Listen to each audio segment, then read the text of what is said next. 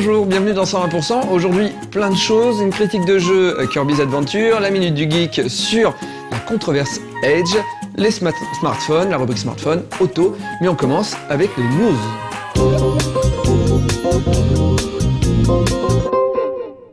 Donkey Kong Country Returns et Rayman Origins en sont la preuve. Nous sommes en train d'assister à un véritable revival des jeux de plateforme en 2D.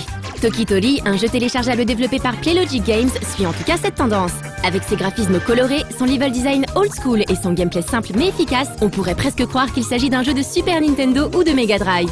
Le jeu était déjà disponible sur Wii et PC depuis un petit bout de temps, mais voilà qu'il vient d'arriver sur le PSN. L'occasion pour ceux qui l'ont manqué de se creuser les méninges pendant une douzaine d'heures, en l'échange de 8 € environ.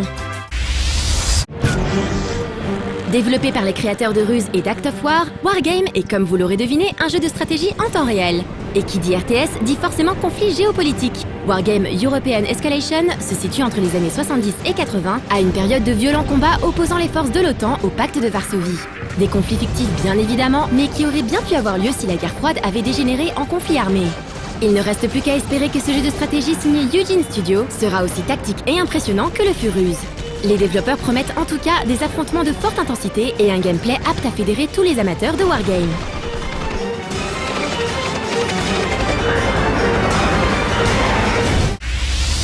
Et on termine ces news avec beaucoup d'inquiétudes et l'annonce d'un nouveau jeu estampillé Trône de Fer. Après un jeu de stratégie vraiment honteux, les studios Cyanide annoncent qu'ils travaillent maintenant sur un nouveau RPG basé sur l'œuvre de George R.R. Martin. Même si nous sentons le gros fail, nous attendrons tout de même d'avoir un peu plus que ces 4 screenshots pour infirmer ou confirmer nos impressions.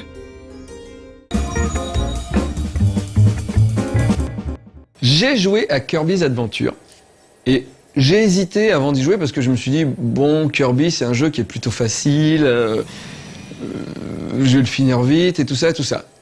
Et en fait là c'est vraiment, ils ont pris la licence Kirby, mais ils ont fait un autre jeu avec. Alors ça reste du jeu de plateforme, mais donc vous allez sûrement le voir dans la critique, mais on a plein de Kirby et on doit manger plein de choses dans le décor pour pouvoir faire grossir son nombre de Kirby. On en a 10 à l'écran et tout est joué au stylet.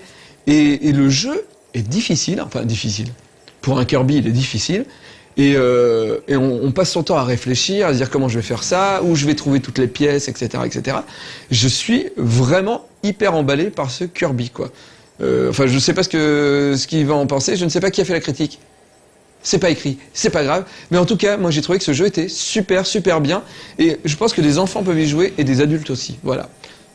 Et je me suis complètement gouré parce que c'est Kirby Adventure et c'est sur Wii. Et moi j'y ai joué sur DS et donc j'ai dit de la merde. Voilà.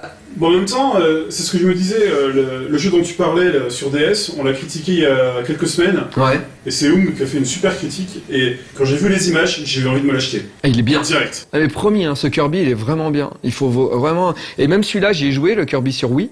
Je l'ai testé. Et des fois, Kirby il se transforme, il a des super attaques, il a des épées géantes et des trucs comme ça.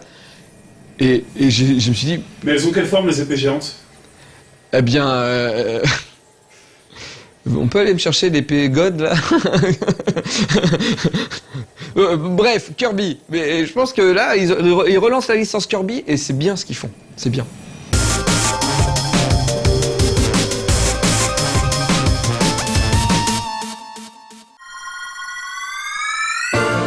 Même s'il est loin d'avoir le même rayonnement qu'un Link ou qu'un Mario, Kirby fait incontestablement partie des personnages forts du catalogue de Nintendo. Pour preuve, avec l'arrivée de Kirby's Adventure Wii, notre petit héros glouton referme une année particulièrement prolifique, puisqu'il s'agit ni plus ni moins que de sa 3e apparition en moins de 12 mois. Dit comme ça, on pourrait croire que Nintendo tire sur la corde, mais en réalité, ce 3e épisode propose une approche encore une fois différente. Une approche qui, comme nous allons le voir, se veut beaucoup plus classique après le ronronnant Kirby au fil de l'aventure et l'excellent Kirby Mass Attack.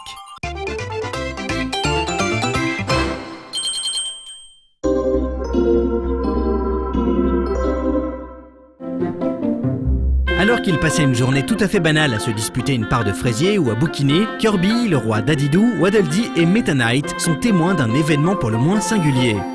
En effet, un portail dimensionnel s'est ouvert sur Dreamland et a laissé apparaître un vaisseau spatial. Visiblement mal en point, ce dernier ira se cracher un peu plus loin.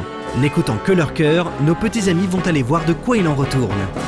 Sur les lieux du sinistre, ils feront la connaissance de Magolor et apprendront que son vaisseau a été salement amoché. 120 sphères d'énergie et 5 pièces de l'embarcation ont été éparpillées au moment de sa chute. Une fois n'est pas coutume, Kirby et ses camarades vont alors unir leurs forces pour venir en aide à ce mystérieux voyageur.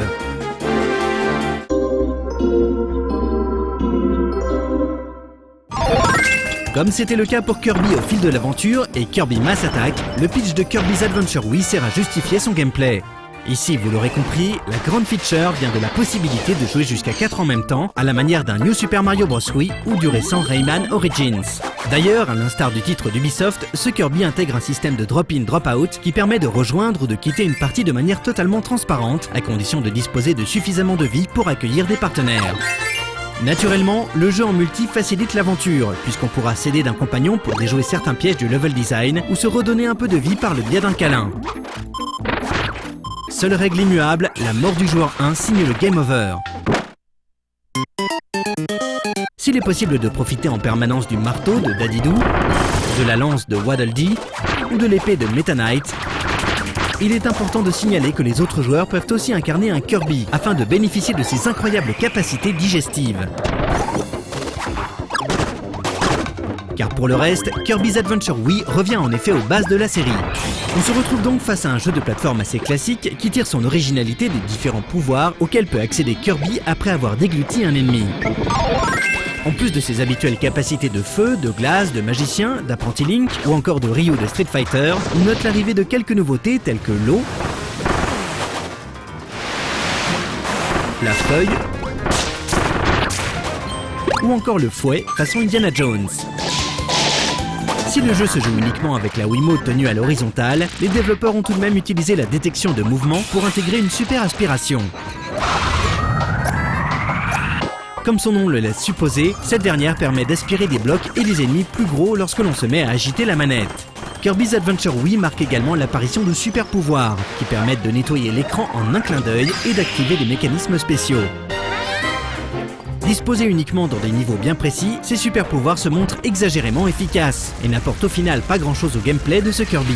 Tout juste noterons-nous qu'ils ouvrent des chemins vers une dimension parallèle. Une dimension où l'on trouve des passages facultatifs qui sollicitent davantage notre skill et qui aboutissent systématiquement sur un mini-boss et des sphères d'énergie. Comme d'habitude, s'il n'est pas nécessaire de s'équiper de ces pouvoirs pour venir à bout du jeu, leur utilisation devient obligatoire pour qui voudrait profiter pleinement de l'aventure.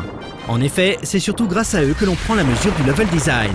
Comme dans beaucoup de jeux de plateforme, on pourra finir le jeu en fonçant tête baissée, ou alors prendre le temps d'explorer les niveaux pour mettre la main sur les 120 sphères d'énergie cachées un peu partout. Mais pour cela, il faudra souvent posséder le bon pouvoir au bon moment, ce qui implique forcément un minimum de replay value. D'ailleurs, précisons que récupérer les sphères d'énergie débloque des défis et des mini-jeux bonus, même si ces derniers nous ont paru bien anecdotiques après les excellentes friandises proposées dans Kirby Mass Attack. Pas bien méchant lors du premier run, Kirby's Adventure Wii proposera un mode extra pour les plus acharnés, avec notamment une barre de vie réduite et des monstres plus nombreux et costauds.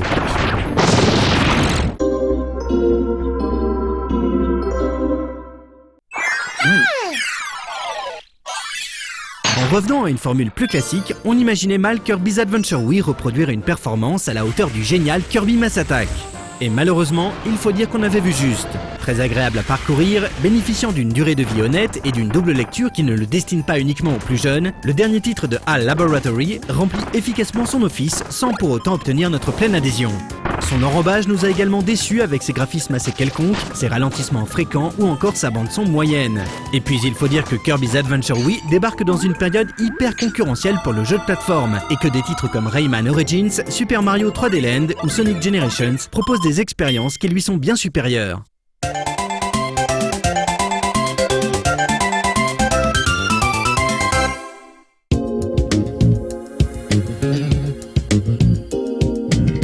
Je vais en parler dans un prochain road trip, ou à moins que le road trip soit déjà passé. On est le 8 décembre, donc le road trip est déjà passé. Donc j'en ai parlé dans un précédent road trip. J'ai découvert Valérian et Laureline. Alors Valérian, c'est une bande dessinée qui existe depuis très longtemps en France. Tout le monde parle « Oh, Valérian, Valérian ». Le dessin animé est diffusé sur Game One. Et j'ai vu, moi je me suis dit un jour, Valérian, tout le monde en dit du bien. Je suis tombé sur le dessin animé, je me suis dit je vais le regarder. Alors, comment dire, c'est une mauvaise approche. Hein, c'est une très mauvaise approche. Alors je ne sais pas qui sont les gens qui ont fait le dessin animé Valérian, mais ils se sont plantés. Hein. Il n'y a pas du tout la substance de la bande dessinée, il n'y a rien. C'est chiant à regarder et on ne retrouve pas du tout ce qu'il y a à l'intérieur des albums. Alors oubliez le dessin animé, d'accord ?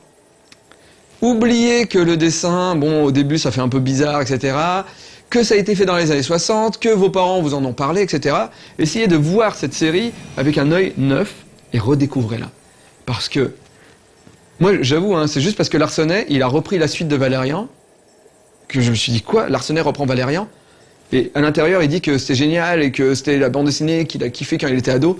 Je me suis dit, bon, bah, avant de lire la BD de Larsonnet, je vais lire du Valérian, quoi. Et j'ai tout lu. J'ai tout lu. Alors les premiers albums sont très difficiles parce qu'ils sont faits dans les années 60 et donc à l'époque on faisait pas de la bande dessinée comme aujourd'hui. C'est-à-dire qu'il y a souvent des grandes cases avec plein de textes qui expliquent des trucs et on vit pas les histoires. Mais à l'époque c'était comme ça on va dire. Et oui c'est marrant d'ailleurs de voir en 3 cases un hélicoptère qui s'élève, qui est sur les montagnes et qui se pose et là le scénariste écrit « Là, ils ont eu des problèmes au-dessus des montagnes, il y a eu des éclairs, il y a eu des trucs, machin, tout ça. Mais heureusement, nos héros s'en sont sortis. » Et ça, c'est 3 cases. C'est 3 cases. Donc des fois, c'est un peu difficile à découvrir. Mais Christin, c'est un scénariste de fou. Il a inventé des tonnes de choses. Bon, il lisait beaucoup de littérature de SF, mais ils ont mis en image tellement de scénarios. Pour moi, les Anglais, dans les années 60, ils ont créé Doctor Who. Et en France, ils ont créé Valérian et Laureline. On n'est pas fort en série télé, mais putain, on est fort en BD. Voilà. On regarde la Minute du Geek. Le futur. Après le bug de l'an 2000, la civilisation a été éradiquée. Toutes les connaissances ont été perdues. Objection! La récente controverse entre Bethesda et le créateur de Minecraft autour du mot scroll, dont Bethesda estime avoir la propriété à cause de son jeu The Elder Scrolls, ranime le souvenir d'un sinistre personnage nommé Tim Langdell. Tim Langdell est un développeur ayant fondé en 1990 la société Edge Games. La société n'a pas fait grand-chose et ne semble pas avoir développé de jeu depuis 1994. Et pourtant, Langdell continue de faire parler de lui pour une raison simple. En 1990, il aurait déposé les mots Edge, The Edge, Cutting Edge, Gamer's Edge et ainsi de suite, empêchant quiconque de les utiliser. Dès que quelqu'un s'y risque, hop, Langdell les attaque en justice. C'est ainsi qu'en 1993, l'éditeur Future Publishing a dû acheter à Langdell une licence pour pouvoir nommer son nouveau magazine Edge. La Fox a elle aussi dû négocier avec Langdell pour son film The Edge avec Anthony Hopkins et Alec Baldwin, à couteau tiré en français. Mais ce n'est pas tout. Tim Langdell n'a pas hésité à attaquer en justice New World Computing à cause de Planet's Edge, Electronic Arts pour avoir nommé leur jeu Mirror's Edge, ou même Namco pour Soul Edge, qui est donc devenu Soul Blade en Occident. Sans oublier tous les petits développeurs indépendants attaqués pour avoir voulu mettre le mot Edge dans le nom de leur jeu, comme le studio français Moby Game. À tel point qu'en 2009, une dizaine de studios indés ont décidé de former l'union sacrée contre Langdell en sortant tous des jeux incorporant le mot Edge dans leur titre, comme pour faire un bras d'honneur à Edge Games. La roue semble avoir fini par tourner pour celui que les gamers surnomment le trademark troll. En octobre 2010, un juge californien a débouté la plainte de Langdell contre Electronic Arts, lui retirant les droits sur le mot Edge et ses dérivés, citant notamment le fait que Langdell n'a fait aucune exploitation commerciale du nom depuis 20 ans et n'a aucune activité en tant que développeur. On peut se demander comment un tel personnage a pu être nommé au Board of Directors de l'IGDA, l'International Game Developers Association, mais il a fini par en être renvoyé en 2009 à cause de sa conduite jugée frauduleuse et contraire à l'éthique.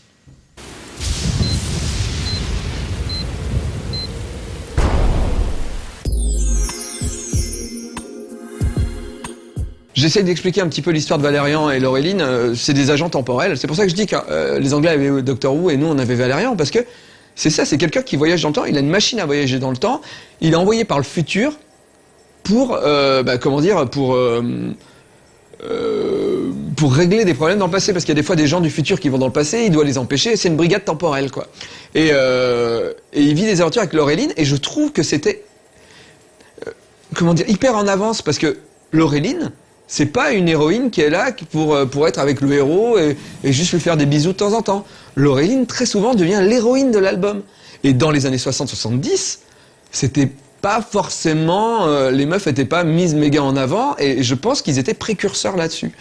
Et donc, ils règlent des histoires dans le temps. Et à l'intérieur de la bande dessinée, dès le premier album, Christin annonce qu'en 1986, Oui, parce que eux, c'était le futur, 1986. Attention, on est en 66, un truc comme ça. Donc en 1986, il y a eu un cataclysme sur Terre. Et donc, les gens qui font des voyages temporels n'ont pas le droit d'aller dans le passé après 1986. Jusqu'en 2000, eux, ils sont en 2000, je sais pas combien. Donc, ça fait qu'ils ne peuvent pas aller à ce moment-là. Mais, Christin et Mézières, leur album marche. Ils sont à l'orée des années 80, et là, ils se disent « Ah, mais attends, ça veut dire que là, on continue à faire des albums, mais ça veut dire qu'en 86, on va sortir des albums de Valérian. Mais dans la bande dessinée, on dit que on peut pas aller en 86. Comment on fait? Et donc, le scénariste a intégré dans la bande dessinée qu'il devait sauver les gens du cataclysme de 86 pour que l'album puisse continuer à exister, pour que Valérian continue à avoir des aventures. Et donc, il y a 3 BD d'affilée qui racontent cette histoire-là et qui changent totalement les aventures de Valérian à partir de 1980, enfin de cet album de 86, et toutes les aventures de Valérian changent à partir de ce moment-là. Et c'est une idée de génie, voilà, tout simplement. Et on regarde la rubrique smartphone.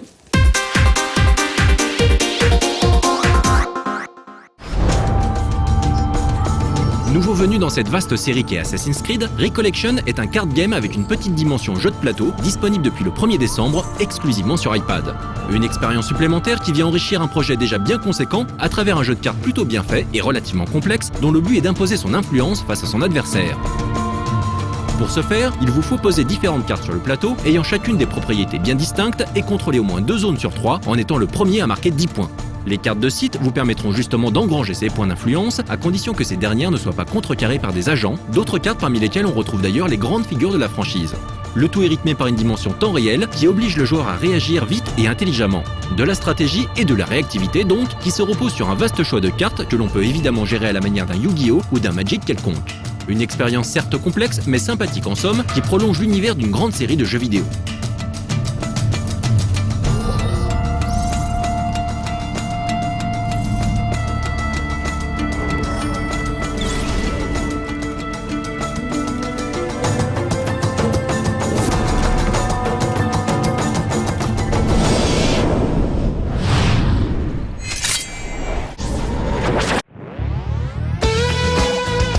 Dizzy, dont nous avions annoncé la sortie dans une précédente rubrique, se dévoile un peu plus avec cette nouvelle vidéo de gameplay.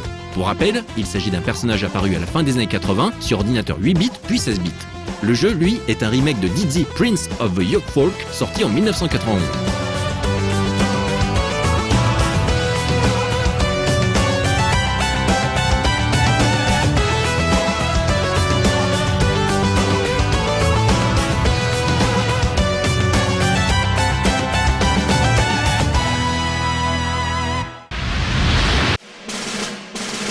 Tank Riders est un petit jeu de guerre au graphisme coloré dans lequel vous dirigez un tank miniature en vue isométrique. On contrôle un véhicule de guerre grâce à un pad virtuel que l'on peut placer à gauche ou à droite de l'écran selon sa préférence.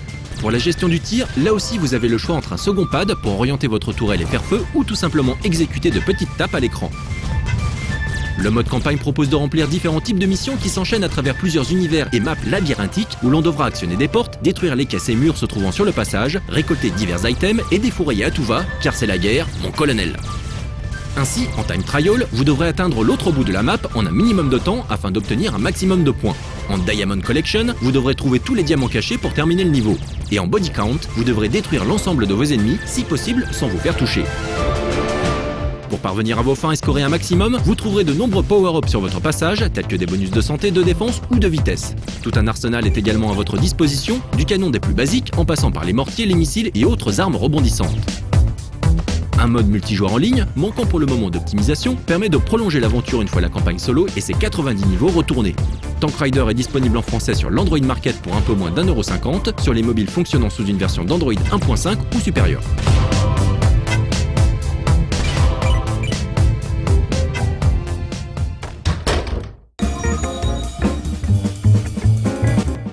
Non seulement Christin, dans Valérian, invente des choses, mais Mézières doit les faire exister en les dessinant. Et donc il a inventé, il a créé des véhicules, des monstres, des univers, des tonnes d'univers, parce qu'il y a plein de planètes différentes. Et ils ont été pillés, complètement pillés par le cinéma hollywoodien. Il y a vous allez trouver plein de blogs, il y a des magazines aussi qui sont sortis, donc je vais pas vous faire l'étalage, mais Star Wars, il y a plein de photos qui existent qui comparent l'univers de Mézières et Star Wars, et c'est flagrant. À un moment, Valérian est prisonnier dans un truc temporel comme ça, et ça ressemble mais grave à ce qui arrive à Han Solo dans l'épisode 3. Il y a... Enfin, pardon, pas 3, 1, 2, épisode de 4. Enfin, vous savez, vous-même vous savez. Et c'est hallucinant. Et les taxis jaunes que vous avez pu voir dans le 5e élément, c'est des taxis qui ont été créés par Mézières. C'est-à-dire que on est venu les chercher en leur disant bon, on aime beaucoup ce que vous faites sur Valérian, je sais que le cinéma hollywoodien vous a beaucoup pillé, venez sur mon film, venez développer des choses. Et Mézières a créé ces petits taxis jaunes. L'argent n'est pas tombé au bon moment, etc. Le 5e élément a été repoussé. Mézières est retourné à sa bande dessinée, et vu que les taxis jaunes n'avaient pas été retenus, il a fait à Christian, et si on mettait les taxis jaunes dans la bande dessinée, moi je les trouve cool. Ils ont fait une couverture de l'album avec le taxi jaune et tout, machin. Enfin, là, j'ai oublié le nom. Le 5e élément. Oui, le Réa du 5e élément. Luc Besson voit la bande dessinée et fait putain, mais en fait, ce taxi jaune, c'est vraiment trop bien. Et donc, le héros de son film, qui à la base n'était pas chauffeur de taxi, est devenu chauffeur de taxi. Et ils ont intégré le taxi jaune de Valérian dans le 5e élément. Donc, si vous êtes fan de SF et que vous n'avez pas lu Valérian, mais vous passez à côté de votre vie, messieurs, dames. Et maintenant, c'est... Et oui, je sais, je donne envie de lire. Otto, pardon. Because I'm naughty, naughty. Hey, I'm Mr. Simple. Because I'm naughty, naughty.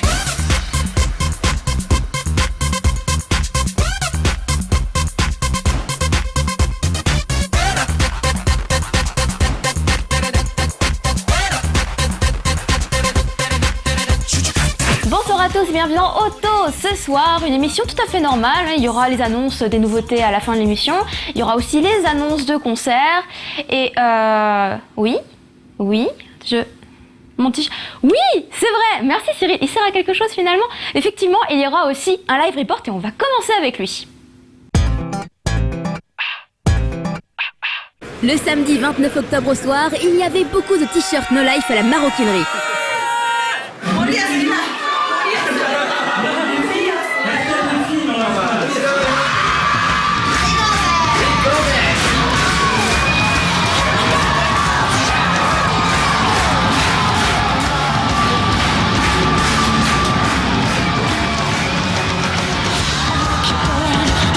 Ce soir-là, le groupe Up Spice donnait son premier concert en France grâce à Soundlicious et beaucoup de monde avait fait le déplacement. Le concert était sold out et tous les spectateurs pouvaient profiter de différents gouttes pour garder un souvenir de cet événement tant attendu. On a un petit badge Up Spice, sobre mais efficace. Un gros badge Up Spice, un peu plus barré avec le groupe avec des bandages de couleurs. On a 4 albums du groupe, dont le tout dernier qui vient de sortir au Japon, et des cartes de dédicace comme ça, où le groupe pourra dédicacer après le concert. Et puis bien sûr, les t-shirts et une superbe serviette tigre. C'est japonais ça, la serviette. Tout à fait. Elles viennent du Japon. Même les simples curieux étaient au rendez-vous. Non mais moi en fait je suis ici un peu par hasard ce soir parce que ouais, moi la musique japonaise tu sais c'est pas le grand amour. Le groupe la Up Spice il est arrivé premier du J-Top, je me suis dit ça va pas être si mauvais que ça. Allez, bon concert. Un concert qui représentait effectivement beaucoup pour No Life, qui a vu la popularité du groupe grandir à l'antenne pour atteindre le statut de groupe indétrônable dans le J-Top. Bien plus qu'un simple concert, c'était LE concert.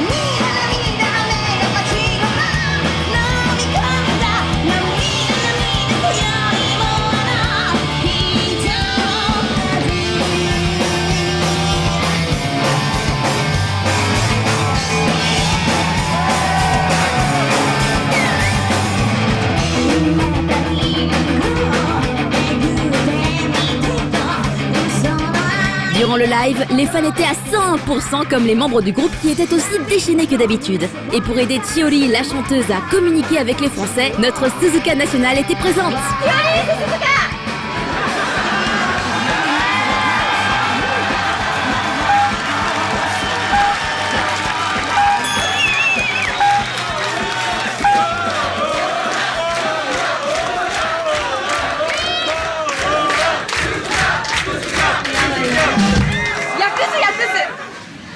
フランスに来るきっかけになったのがノーライフ。C'est la No Life. Ils sont là. ありがとう。フランスに来れたのもノーライフ。ノーライフのおかげです。ありがとうございます。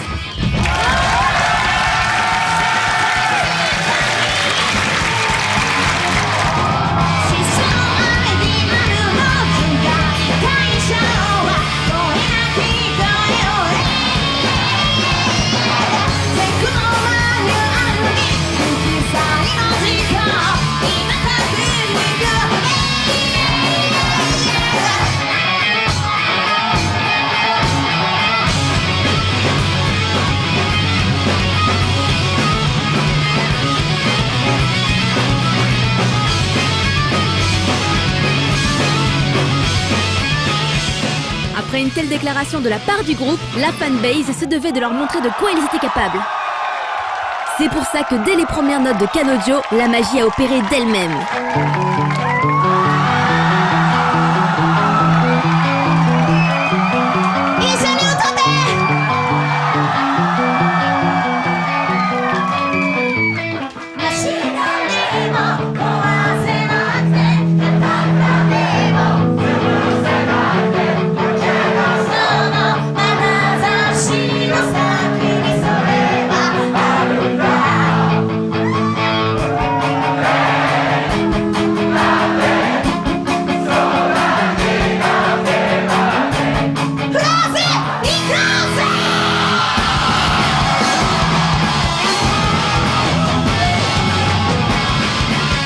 Il y a un morceau que t'attends particulièrement, vraiment que t'as envie d'entendre.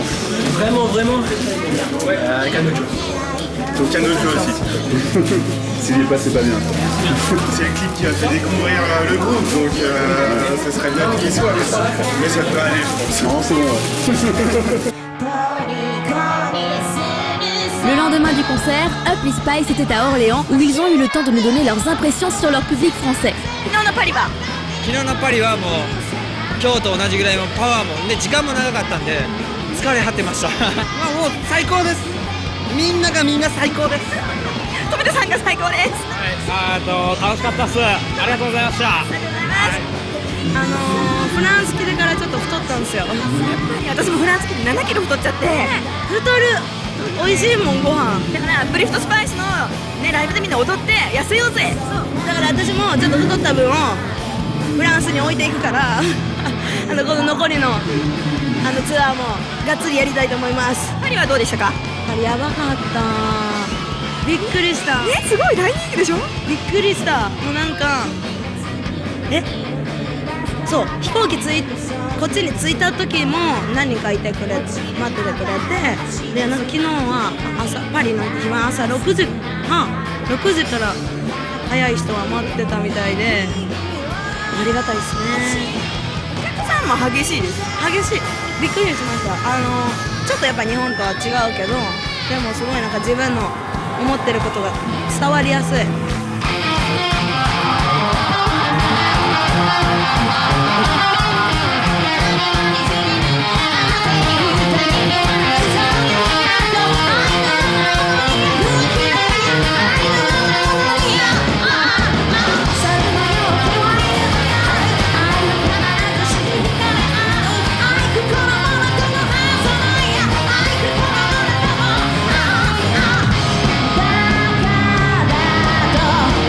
笑い飛ばしたやつら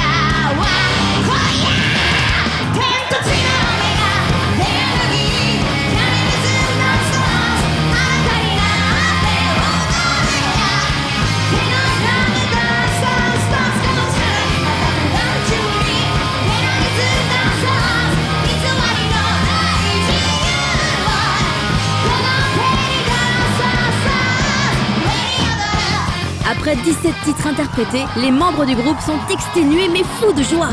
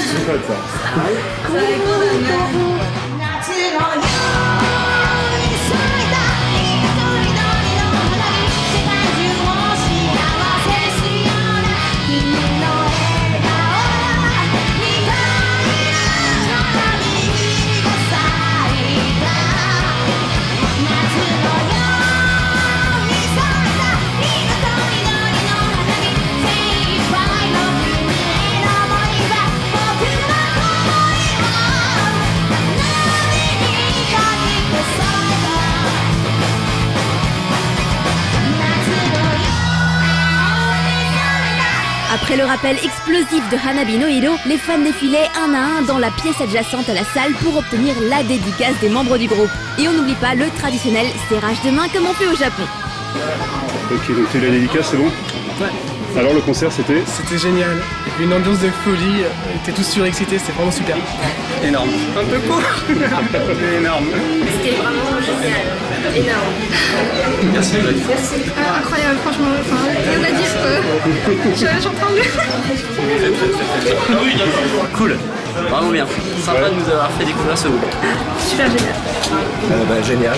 1 heure, mais absolument démentiel. Le son était très bon. Et franchement, ils reviennent demain, j'y retourne. また、残りのツアーはがっつり志望として頑張って、ね、またね、再びパリに戻ってこれる日が来たら、その時は一緒にまたやろうぜ。ありがとう。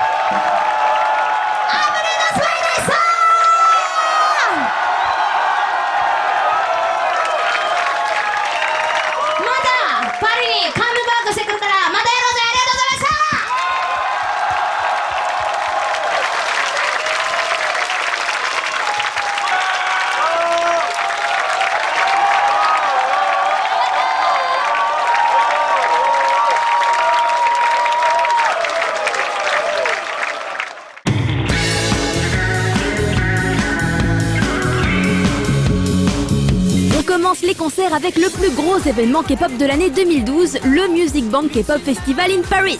Pourquoi en parler dans Auto? Eh bien tout simplement parce que nous diffusons les 2PM et que si vous les soutenez dans le J-Top, vous aurez peut-être vous aussi envie d'aller danser sur leurs titres dans la salle de Bercy où ils se produiront.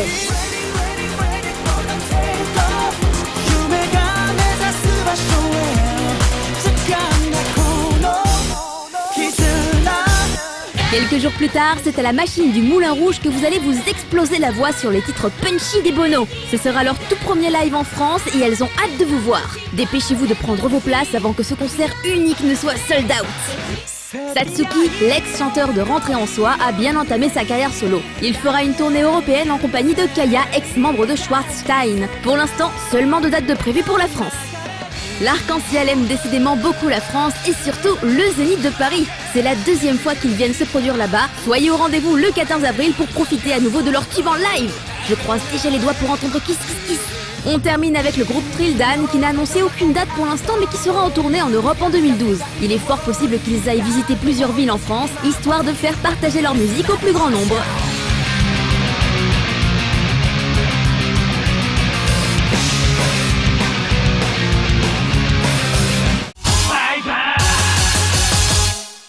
Ça y est, c'est la fin de l'émission, il est temps maintenant de parler des nouveautés qui entreront en rotation sur nos lives juste après le J-Top samedi soir.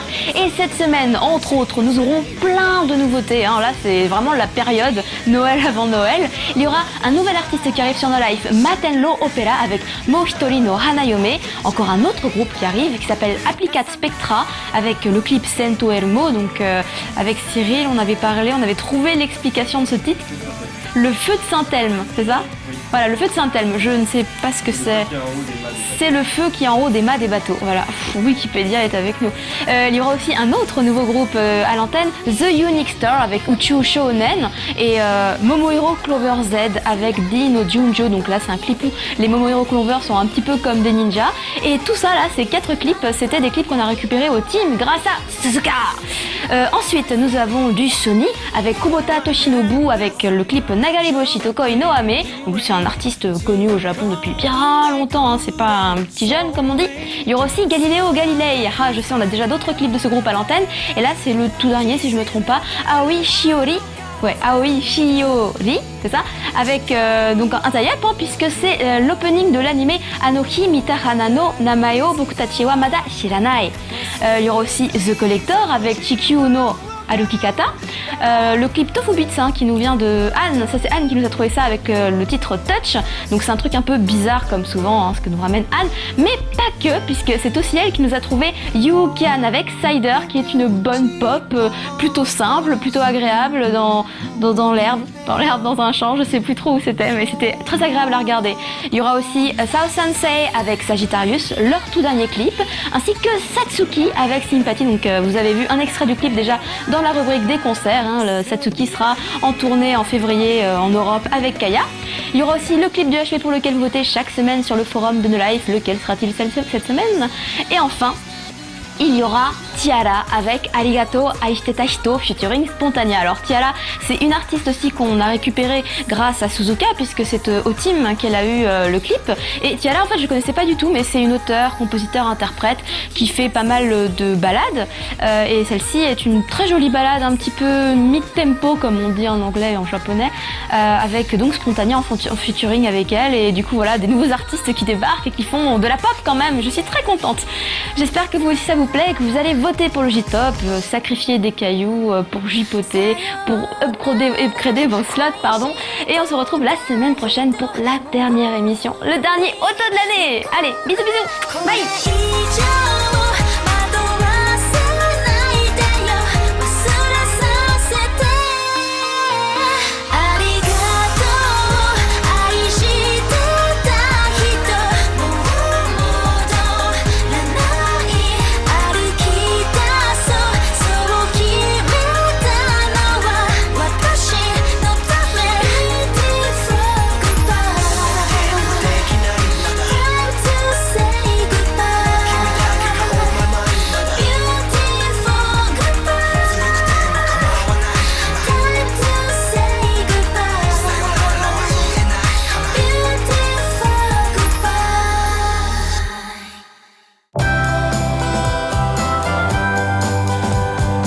Il y a un album où on voit Valérian qui arrive sur une planète et en gros ils expliquent que toutes les races pensantes de l'univers, tous les extraterrestres, tout ça, ont amené un bout de leur univers et ont formé une planète. C'est-à-dire que les terriens ont un bout de leur planète, un vaisseau, machin de ça, et ça crée une sorte de gros vaisseau, de grosses planètes avec des bouts de tous les univers, et il y a un conseil au sein de cette planète qui vote des lois, des choses comme ça par rapport, qui régit l'univers. Et tu te dis, mais c'est Babylone 5. C'est la série Babylone 5, quoi. Et Mézières et Christa ont fait ça, mais dans les années 70, quoi. Donc franchement, allez lire du Valérian, vous en sortirez grandi. Au revoir, à bientôt, et puis je vous fais la bise. 2 bises.